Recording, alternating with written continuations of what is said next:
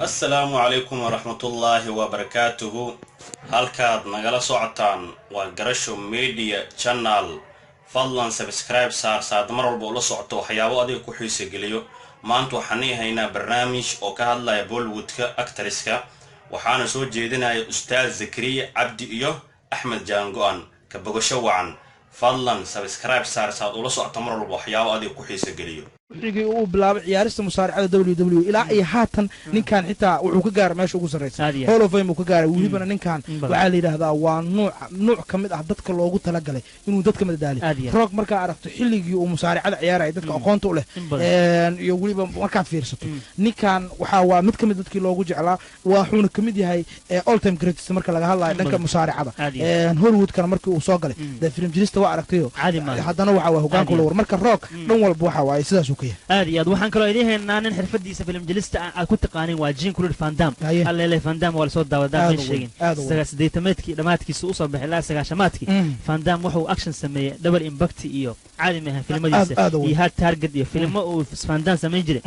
halyeegan maqaamka sare Hollywood ka gaaray xirfad ahaan wuxuu ka soo bilaabay laakiin martial arts Django martial arts dhageystayaasha u sharaxdo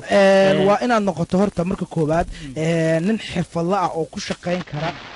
waxa loo yaqaano naishaad feerka gacanta iyo lugta ina xitaa UFC inaad ciyaari karto oo mataqaana feerka caadiga oo boxingka ciyaari karto mararka qaar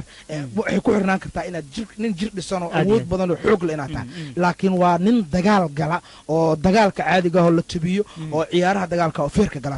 dabcan waa inaan aad Van Damme marka wuxuu aan jiray ko martial arts oo ka soo bilaabay ciyaarta lugta iyo gacanta aan waxba la isku reebanin ayuu dheelay marka waa nin waxa la dhihi karaa karate ah xitaa kaartaygu ahaan jiray bal kumaanda ninka Soomaalida u yaqaanin kumaando Orlando Schwarzenegger waxa uu ahaa nin caan ah isaguna dhanka jir dhiska looga haray ninkan sidoo kalena waxa uu ahaa dadka qaada biraha miisaanka bodybuilderska sidoo kale wuxuu ku tarjumay jiray ciyaaraha Olombikada biraha waa taqaana dadka miisaanka culus qaada laakiin kadib waxa uu bilaabay film jirista Hollywood kana awood ku yeeshay waxa la yiraahdaa kumaando marka la fiiriyo waa mid kamid ah dadkii jirkooda sida aan caadiga ahayn ugu qurux badan waliba World Guinness Record ku jira dadka adduunyada ugu xoog badan ayuu kamid yahay oo la soo arkay taariikhda waliba dadka siyaasadda xitaa waa governor noqdayba ama barasaabo noqday Jason Statham se u sharxa dhageystayaasha Django ninkan waxa la yiraahdaa ninkan atoraha baabuurka loo yaqaan waa nin actionka looga haray ninkan waliba waxa waa nin British waa aad u shaqeeya waa nin dhalinyaro baalkii sheegay hadda duqa laakiin